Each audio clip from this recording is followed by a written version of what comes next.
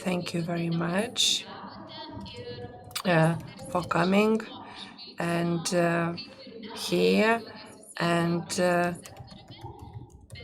you are not related to agri-food sector, but we will be very interested in how you see how the food sector looks like today.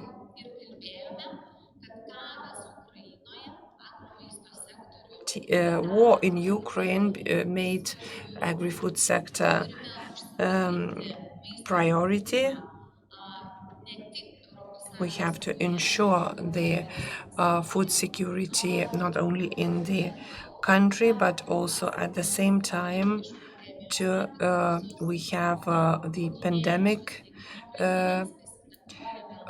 consequences, which also influences agri-food sector. We also have energy crisis, also price inflation, so we have a lot to talk about. I would like to start from you, Mr. Jaroslav, and your first impressions. Thank you very much for the invitation. The President Nausėda, we focus a lot on agri-food sector. The President took part in the main battle on the future of agriculture when discussing on the multi-annual framework. And we have the main tools so agriculture could grow, change, and I'm talking about funding, and the President contributed directly from 16 billion euros he could really fight for more. And so we need to remember that only now we are approaching to the direct payment average in the EU. So when we speak about all crises that you mentioned, we are talking about the inner homework in the EU when we speak about the common market, the fact that our farmers have to be helped with the solutions.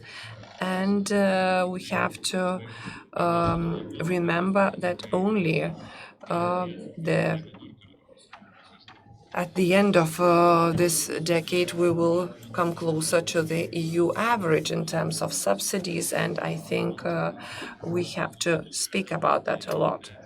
As regards other priorities, the agenda of our President is that he speaks about a partial decision in decarbonizing our economy, in helping our regions, and also the limits of the payments, changing the structure in terms of how our agriculture looks like when biggest farms receive the biggest subsidies, and this should be different. The priorities should be really different. And the President speaks about the short chains to make it more resilient. So it is maybe a way to eat healthier in the regions, to also contribute to climate neutrality goals. So agricultural sector actually is what is very important. And Russian war contributed to the pain of the sector. So we have to speak about the challenges. And the energy challenges also show us what we need to do and how we need to change. We shouldn't be speaking and looking only at the current solution, but to look beyond them, because then we're going to be late with decisions, and we will be forced to ask others for help. as we do in energy sector. So it is my wish to the sector and to the representatives of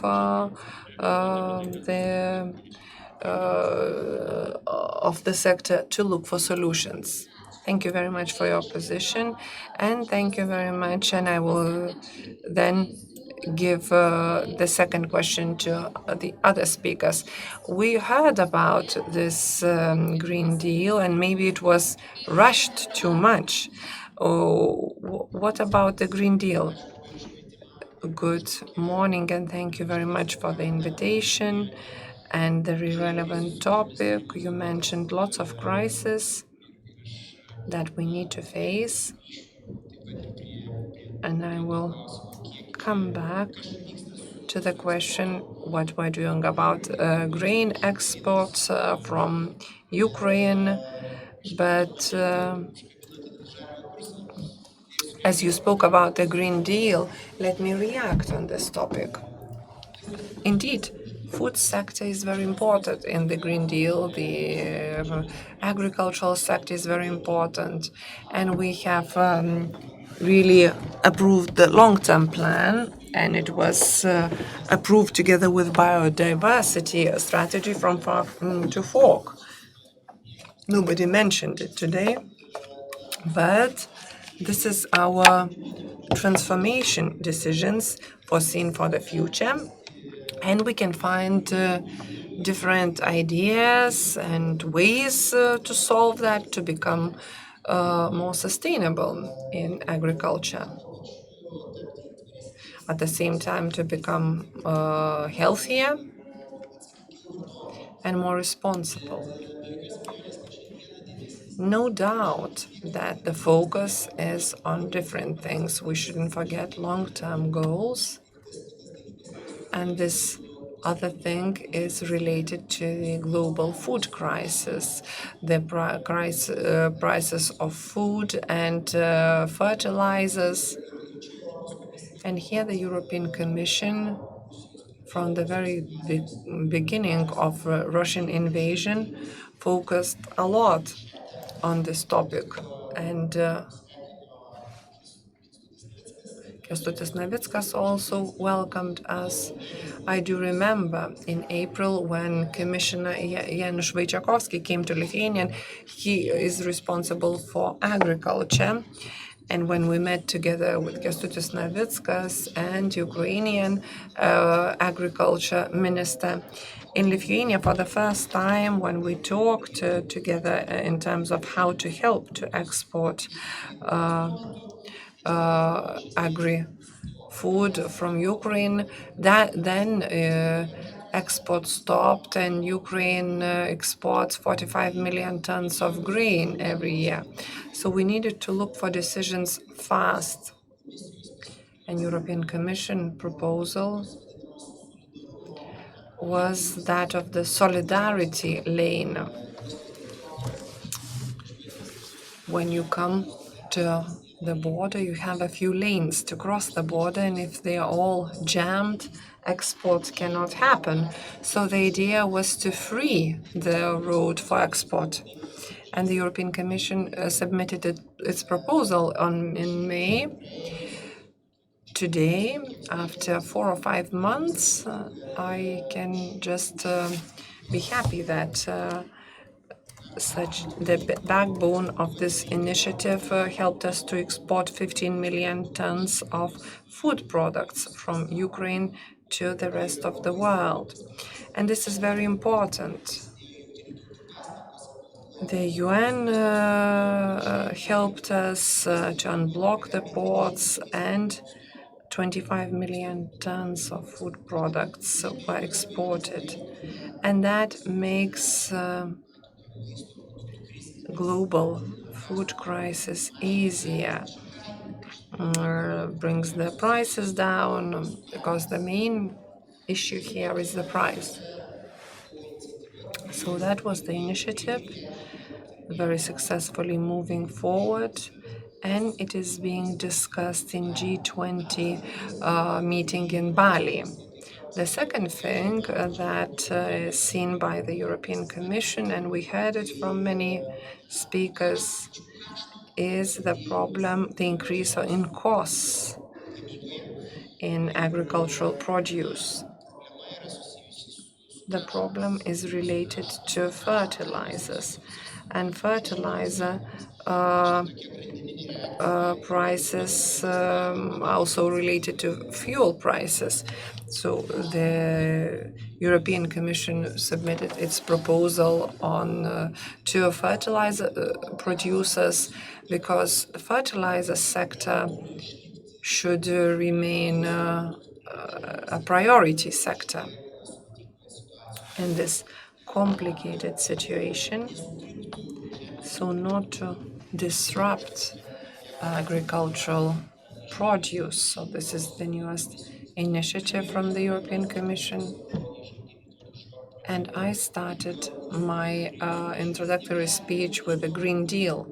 It cannot be but the long-term beacon. A long-term crisis is a climate crisis, is a crisis of diversity. And in order to fight this, we have to continue this transformation, especially agri-food sector requires lots of discussions and efforts with the sector itself. And this is happening, and we do that by looking for best solutions. Thank you very much for such comprehensive introduction. And now let me give the floor to Vidmantas. Vidmantai, you are as a representative of the biggest business confederation in Lithuania. Business politicians say one thing, we need to move forward. And what about business?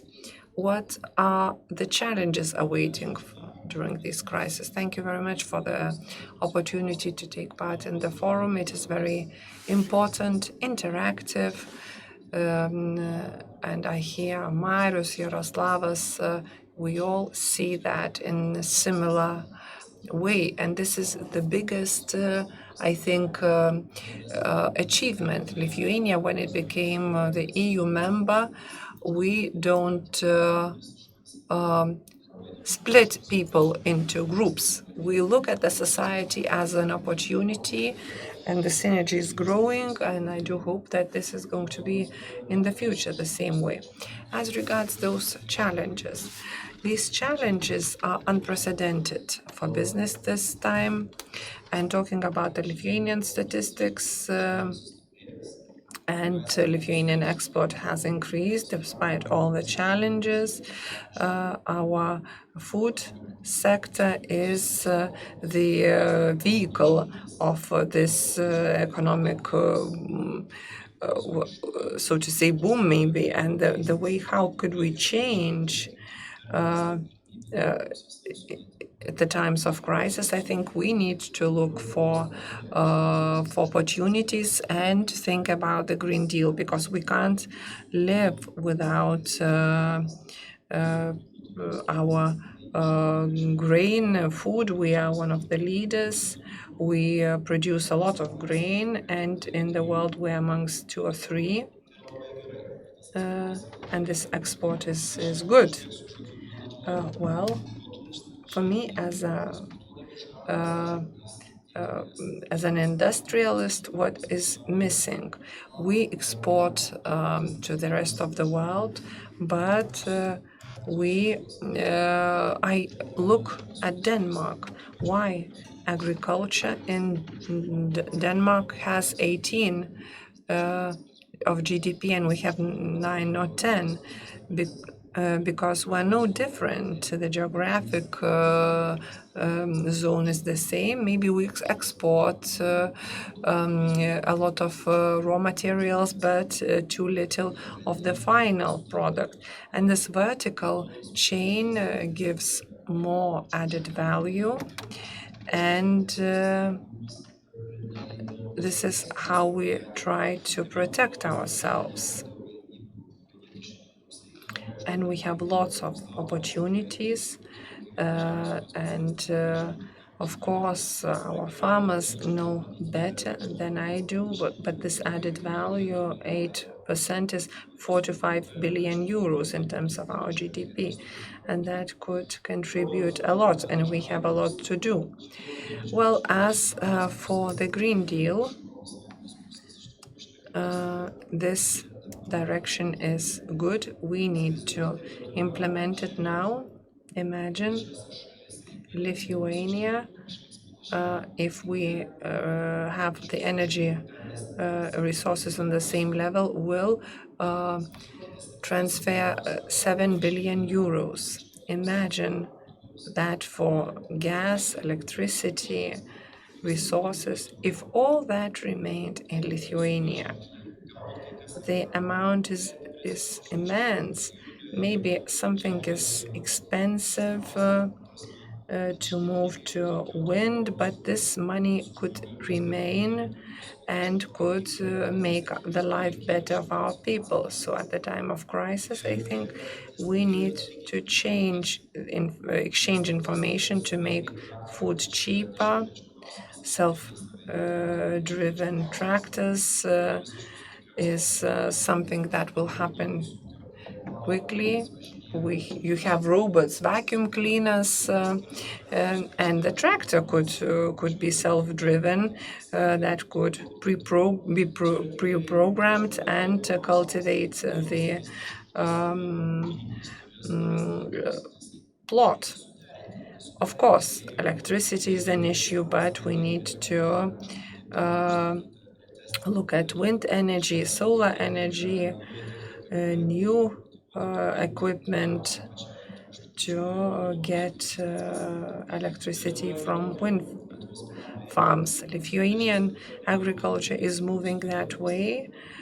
We have quite a lot of opportunities, and the fertilizer sector could also do that. We also could convert lots of surplus resources into hydrogen. Hemalifosius could move to with zero CO2 emission, and that could be something that could help us in reducing also pollution, and also increasing the opportunities for ETS, and let's not waste so much money into third countries. Our GDP is 13 trillion. So it's 13% of GDP that we're giving to someone that could use this money not for democratic purposes. Those who have fossil fuels, very useful fossil fuels, are very useful dictators. Lots of opportunities, business is looking forward, and of course it's not easy, but the support that the government could give is important, because it's always easier to retain things that we have and to help business, and business has to pay back. Our opportunities and indicators show that last year they paid record taxes, and the budget is balanced and even in surplus. And during the pandemic, the Lithuanian economy shrank the least. So our governments work together with business, try to help, and we have one of the best results. So let's move forward. Thank you very much. You mentioned two important aspects. We have an opportunity from crisis to ensure energy independence. Let me develop this. Energy increases the price. We see a big crisis, but renewable sources of energy, technology requires lots of investment here and now. what does business is missing in order to start quickly? Of course, renewable sources of energy, also wind is not as easy as possible. So we need to work on also decision on permission, giving the permissions. But I've been repeating the same example. My mother was a devotee. She's 95. Wind farm and solar energy looks bad to her because there's something vibrating. I work with wind, with solar. It's okay, but for my children who are 12 and 13, wind farms is something beautiful, innovative, green. So at the same time, first of all, I would like to change the approach. This is a synergy and opportunity, and not something distorting the landscape. Of course, putting lots of wind farms is not good, but if we are more efficient, we can coordinate more and ensure their income for the farmers to use biofuel, wind. We can convert that into green and added value, which is very important with CO2 emissions in the future. We will have to implement the carbon tax, CBAM. And when we speak about wind farms, solar that is here with us, this is a clean future, Lithuanian future, because we don't have fossil fuels. Maybe thank God to that, but we need to generate the welfare of our people ourselves. We in the south, we need to actually protect from overheating of cultures. So this is the value that is created, but via electricity, we can solve many issues with the lower CO2 emission. What do we need for that? We need faster transition, maybe bigger investment to make us more independent, green, and incentive for the rest of the world. So CBAM tax is a tax to encourage the rest of the world to be sustainable, because EU industry pays for the investment, but it can help us to create perpetuum mobile. But the transition has to be gradual, and we need incentives for that. So we could make the welfare of the European Union and of Lithuania. So I think the Green Deal, well, when I had the presentation of von der Leyen before COVID in March, I stood up and I gave a round of applause. Because this is the course of the future that would encourage us to move forward and to think about those who wish for the sustainable future. And this food for the future is something that is worth considering. Well, in continuing your idea, Jaroslav, I would like to focus on you. Business said about energy independence. Is it a utopia or something to be achieved?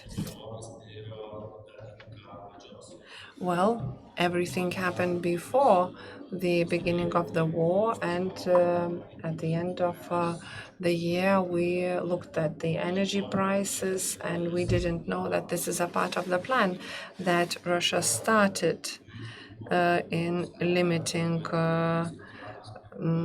basically the supply, and they refused to give more gas, and then war started. We all understood what is happening, but before that we had a few meetings at the president's office how we could help to prepare the mechanisms for households to tackle these challenges. And one of the bigger plans was to free investment opportunities. And back in January we spoke about that, and the Energy Ministry gave the package of the breakthrough package, and there are certain challenges. The developers are not happy with the ceiling of 2 gigawatts hours to wind solar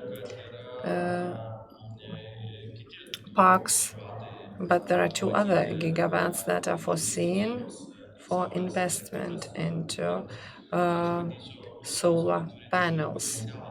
And agriculture has a lot of potential. Also, the establishment of energy communities that complies with the EU directives. This is a mechanism to include, together with our farmers, in establishing the community that could invest into solar energy. And this is quite a quick decision to construct the electricity production capacity and to reduce the costs without taking part in the common market, because we're paying quite a high price. This is an instrument that will generate the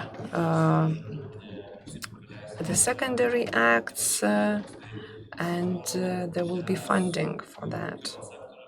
So our agricultural sector has a potential due to the business-like approach, also regions to be a backbone to help to develop energy communities. This is one of the solutions, and the second solution is biofuel potential. It was understood in a primitive way that one developer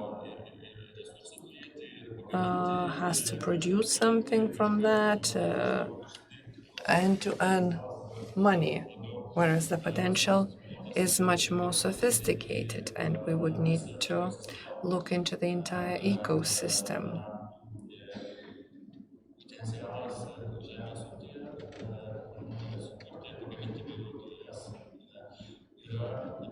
As the potential is really needed in the cities to use biogas transport.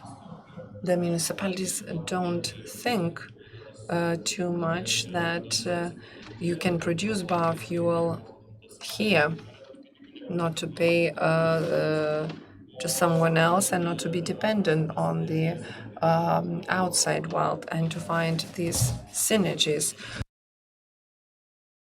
and to create bigger value to local citizens and the production of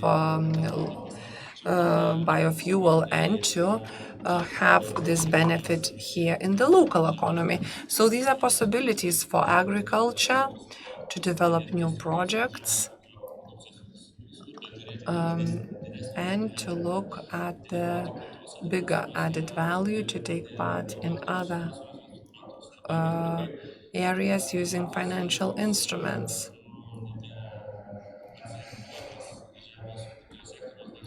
It's a pity when you see that agriculture is not related to, for example, RRF funds, and we ask ourselves why agriculture is not taking part in other measures, because there is no ban to develop energy innovations. Agriculture is a part of that, of the rest of the economy, and it can take part in other projects, and there is a big potential to develop energy and biofuel.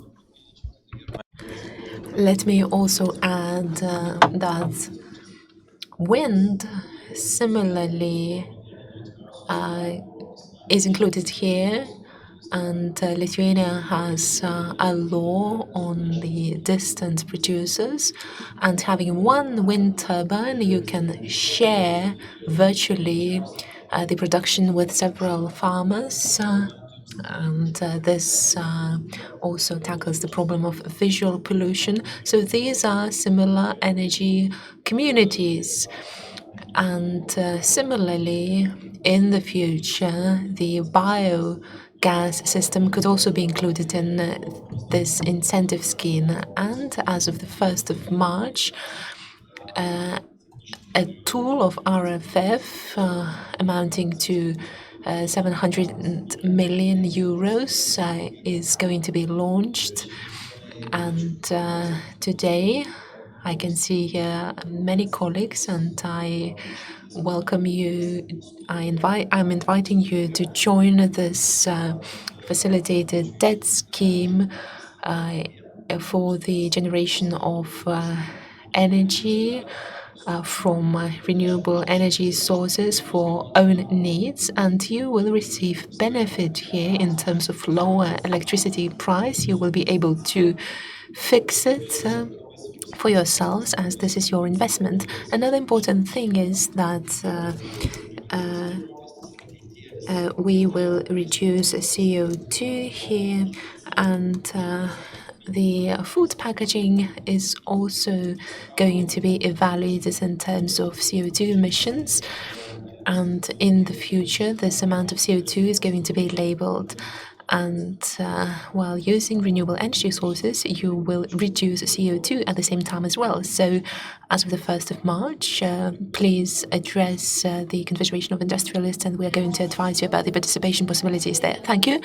Today we're going to have many discussions on this topic as regards carbon farming and biogas. And let me also ask Marius now.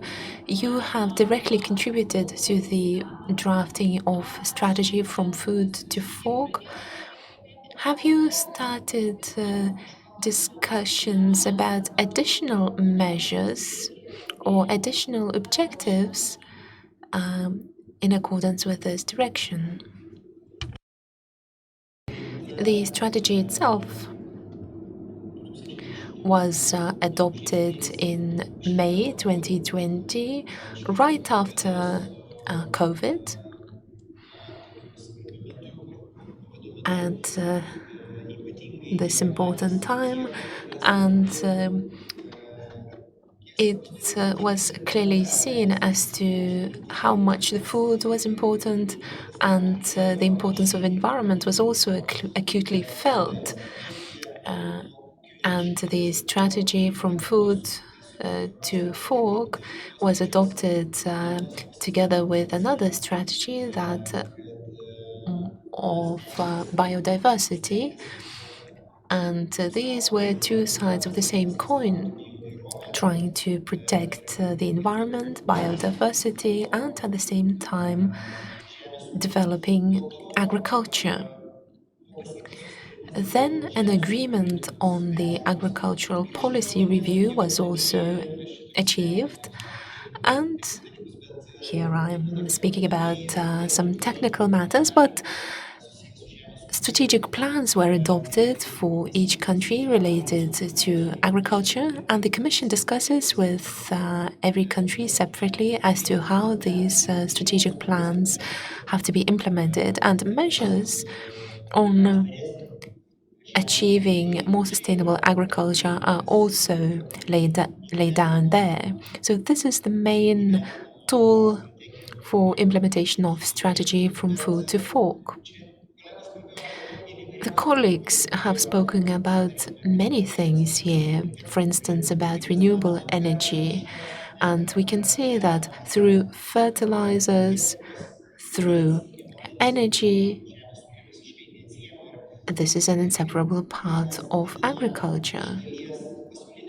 And global prices are increased by the inaccessibility of foodstuffs or reduced supplies from Ukraine because of war, while on the other hand, it is the increase of prices through the price of energy. World Bank has estimated that the increase of 1% of food prices pushes to the risk of poverty tens of millions of people around the world. So colleagues have spoken about renewable energy, and these are highly important matters. And let me only mention that the European Commission also finds it highly important. And let us come back to the Green Deal here. On the 24th of February 2020, if we didn't have Green Deal then, we would have needed to invent it right away. So that was quite a far-sighted step in 2019 at the beginning of the work of this European Commission, and this was priority number one to Ursula von der Leyen, and it remains so. So the Green Deal has started a transformation towards renewable energy, and lots of things have already been achieved. Now, speaking about energy independence, I have several figures here. A report on energy was recently published, and I can see that this year, from May to September, we produced solar energy 12% more as compared to last year, 13% more of wind energy than last year. So we can see that the development of renewable energy is expanding. Of course, there are different speeds in the European Union, but the growth of capacities is exponential, from 15% in some countries to 27% in some others. So this is exponential growth, and I believe that soon we're going to see even bigger changes. I was surprised to see these figures, and I believe that next year I'm going to be surprised even more. And of course, there's going to be an impact on agriculture as well, either directly through measures or indirectly through fertilizers, cheaper fertilizers, or other types of use of energy for the production of fertilizers. Now, coming back to the Green Deal, we have provided for certain plans on reduction of the use of fertilizers on the level of the European Union, thereby contributing to productivity and compatibility of our agricultural sector, thereby making water bodies cleaner, including the Baltic Sea, which is a closed sea, and that would be quite a favorable change. Thank you. Now I have the following question from the audience. We are speaking about costs and reduction of costs. We're speaking about energy. Now the question arises, as follows. What about the quality of food? Aren't we going back to the stage where quality becomes more important than quantity becomes more important than quality? Well, we can take agriculture of no matter which European Union country, and in terms of quality, it is exceptional compared to other countries around the world. Here I mean the quality of agricultural produce. So, introduction of the sustainability element is not going to reduce quality, quite on the contrary. Now, speaking about the future directions for humanity, we have made various studies, and they show the following. The people should move towards more sustainable agricultural products. It's the obvious choice. Of course, the question related to the price remains. Foodstuffs need to be affordable for as many people as possible, but up till now we have seen a huge growth of the foodstuffs and agricultural products. And therefore, progressive agriculture tries to move in this direction as well.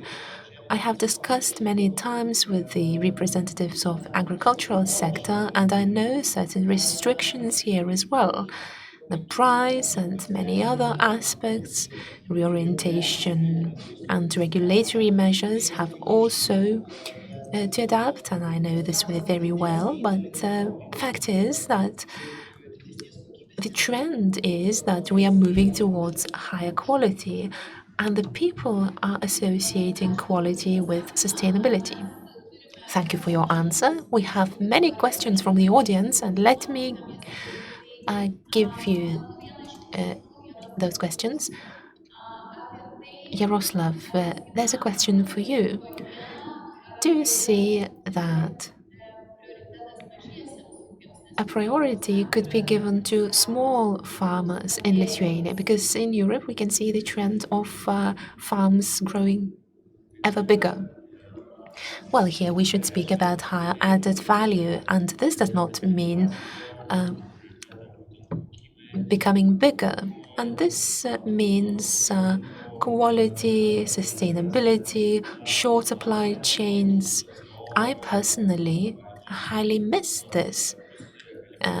For example, while being in Brussels, you can take a bicycle and go somewhere to the province, stopping on your way to have a sandwich from a local farmer.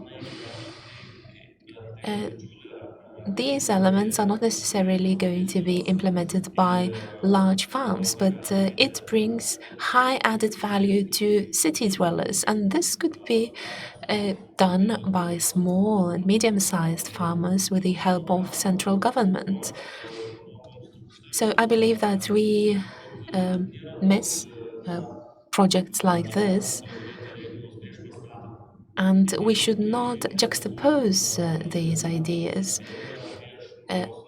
Big farms are becoming ever bigger, small farms cannot compete. No, we should look at our specifics, we should look at competitive advantages, at needs, short supply chains. We can hear from Utana, Lazdie, town mayors that having implemented their projects on short supply chains, they saw slightly higher prices at the beginning, but later on the prices went back to the initial levels. However, now they can eat healthy food, especially at schools, because supply chains have become shorter, so the children can have healthier food. So we have these good examples. It It's just that we need to give right priorities, to share best practices, and we are trying to do this in the President's office. We have organized the Forum of the Regions. We provided platform for city mayors to exchange their practices, and this way the circle of those understanding benefits could become bigger, and this could have a certain impact on ministries as well in terms of looking for niches for the agriculture here. Thank you. As regards short supply chains of provision of food to schools, I believe that everybody should work shoulder to shoulder here, and farms can see high added value here, but certain political measures are lacking. However, I'm glad to hear that we are moving towards this direction. Now, Vidmantas, I have a question for you. We've spoken about higher added value, the need for additional technologies. So, what measures are planned? Are they planned for the digitalization of food industry? Thank you for this question. Certainly, food industry needs to be digitalized, and this reduces the costs of production processes. And I believe that here we should look at newer equipment, working with digital solutions in terms of processing sector, so that more hands would be freed and these people could be used in other areas, thereby creating higher added value. So I think that we could have more measures here, because indeed Lithuania is a digital country in many senses. We have energy tech, although everybody is talking about fintech, but we are very advanced in terms of energy tech on the level of the EU, and these things should be implemented in the agricultural sector as well. We can see many young farmers in Lithuania successfully moving forward with their dairy farms and other farms, but there could be more measures like this. Maybe we would need better roadmaps showing us the way on which to move. Europe has Digital Innovation Center, and in the next 7 years, together with the European Union partners, we are going to clarify those areas that could be useful for Lithuania's agriculture, that could increase productivity, reduce costs, reduce the cost of food, and this way we could achieve the levels of the added value of our neighboring countries, such as Denmark or other countries around the Baltic Sea. So digitalization, having invested to it here, would have those 5 or 6 billion returning very fast. At the moment, we lack education. Today, I believe that we have to educate agricultural representatives as to how implement various measures more efficiently to make use of the experience of other countries, while in certain areas Lithuania could share its experience with other countries, and that's how we should move forward. Thank you for your answer. Jaroslav said that certain measures could be used by farmers, but sometimes they can't use them, or they are not eligible for using those measures. So we could only hope that more measures could be offered to farmers. Another important thing, you, Vidmantas, mentioned strategic documents for agribusiness and smart specialization. So we can only hope from policymakers that agri-sector will be incorporated into these advanced technologies. The Ministry of Innovations and Economy said that fintech and agri-tech has good basis here in Lithuania and could be one of the priority areas. Today we have lots of experts taking part in the conference physically. Do we have any question from the audience? Any question or comment? No? Yes, we do have. Yes, please. Microphone, please. No, we can't without the microphone because the interpreters will not be able to interpret. Sorry, interpreters cannot hear without the microphone. Please bring the microphone to the speaker. Prisistatysiu Žemės ūkio rūmų. So let me introduce myself. I'm Vice President of Lithuania's Agricultural Chamber and Director of the Pig Growers in Lithuania. So today discussions are held about the following. Farmers should produce gas, turn it into methane, and put it into a bus. This is quite a long chain. On the other hand, we will buy a vessel of gas, we will put it into a plant, and we will produce electricity. So why shouldn't it be vice versa? We shouldn't put gas produced in farms to buses and clean them artificially. So this is a practical question related to smart solutions. And it is related to policy making. We are lagging behind in this area. So Jaroslav, as a former Minister of Energy, I could comment. This is a question related to engineering, and I'm not going to speak about this engineering part. I'm not able to explain this, but to put it simply, there are certain standards that should be adhered to, and the main idea here is to find synergy between the existing solutions and infrastructure, and it's natural that in using this infrastructure, the produced biogas must comply with certain specifications. We cannot cause harm or risk of harm to infrastructure. We cannot damage infrastructure. And I believe that this question can be tackled by investing into a certain equipment. Certain components are needed in order to purify this gas. And then it can take part on equal terms in this chain. And clean gas from a vessel, as you say, are more than 10 times more expensive compared to this purified gas. So here it's high time in investing in projects like this and expanding opportunities for farmers to receive funding for projects like this.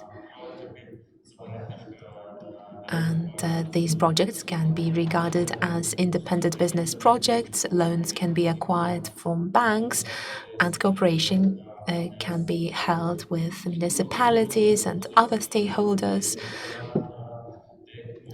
because resources produced by farmers is what economy needs, and this can be used in a smart way in order to create new branches of business in agricultural sector itself.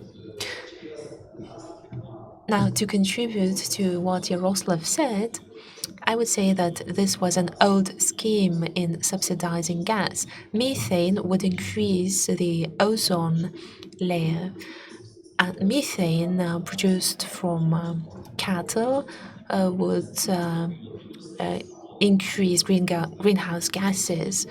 So subsidies were provided for the installation of equipment in order to purify methane, etc. But now it's already past the past. It would be much more competitive to have a generator on site and to produce electricity there without any subsidies. I believe that the majority of farmers, having completed this compulsory term of 3 or 5 years for the implementation of those projects, could transform themselves into the generation sources. That would be much simpler as compared to production and purification of methane, and that would also reduce greenhouse gas emissions. And the maintaining of lower levels of methane in our planet is highly important. And we have lots of ways of using compost remaining in that process, and this translates into the circular economy now. Today it's highly profitable, and I believe that we need to simplify certain rules. Thank you. Marius?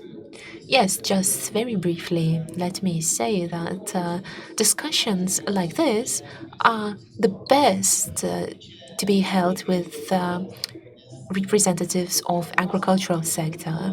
And this is what I notice to happen in Lithuania, because questions are very practical usually, and they target very important discussions. So your question was like that as well, and it encourages us to have this philosophical discussion as well. In European Union, we are forced to reorientate ourselves very fast from dependence on Russian gas.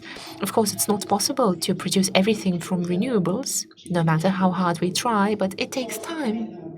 Therefore, we are moving towards other sources of fossil fuel from other suppliers. But here we need to be very cautious in order not to attach ourselves to long-term supplies of fossil fuels from other suppliers, but we need to think about those resources that we can produce and use locally. So that would be my idea and answer to this question. And it's very important to think about those things for everybody engaged in the energy policy. Thank you. I can see that we have lots of questions, but our discussion, no matter how interesting it is drawing to an end. And now let me give you another question to conclude. We are talking about high added value foods, so maybe we could have an alternative of high quality proteins, lab grown meat. Maybe that would be the future. So my question is, what would be our next steps to the provision of quality food? Marius. Well, Vidmantas, I'm not a specialist in the area of synthetic food, but logically we have 9 billion of people. European Union has one of the highest density in terms of the population, and the birth rate is low. So in one way or another, Lithuania has excellent opportunities in exporting higher added value foodstuffs to third countries. And to do this, we need to digitalize our agricultural sector. We need to make foodstuffs more accessible. Here we have two segments. On the one hand, we have the EU, which affords buying green products, and this is a niche for our small farmers to implement these projects via the support of the Green Deal and to sell those green products more expensively. Another area is the high-value proteins and lab-grown meat. This is the future. We have to bear in mind that the climate change is going to have an impact on all of us. And we laughed at the UK when it started growing vines on its southern part. But now, when we taste the sparkling wine, it's another thing. It's difficult to see a change, a difference from a champagne produced in France. So I want to say that climate change is unavoidable. Lithuania is going to become a warmer country. We need to adopt new crops, other new foodstuffs. We need to export more in the future, and this export should be associated with higher added value, and we should supply quality foodstuffs not only to Lithuania, the EU, but also the third countries, which today see the risk of famine and famine itself because of the war in Ukraine. Jaroslav, I would want to believe that the future of Lithuania is sustainable, healthy food, and this is the future for our agricultural sector. But let me tell you from my own experience. Several weeks ago, I happened to take part in one conference, and there was a spread for breakfast there. I thought that it was a Philadelphia cheese, but apparently it was an artificially grown product identical to the taste of Philadelphia cheese. So personally, I made a conclusion that there aren't impossible things, and artificial meat and other areas are going to be developed, and artificial food already now manages to compete with traditional food. And this is from my own experience. So this is food for thought for us, for our scientists, researchers, academics, as to what is the future of agriculture or food industry on the global scale. Thank you. Marius? Vidmantas has mentioned 7.5 billion. Today is the day when it is believed that the world is achieving the number of 8 billion. We may believe it or not, but today I saw this piece of news that this night the world reached the amount of the population of 8 billion. And this number of people around the world is constantly growing. In 1972, there were less than 4 billion people in the world. In 40 years, we now have 8 billion. So it's a fact that we should engage in various innovative things. And I myself have also tasted chips made from insects in Europe, etc.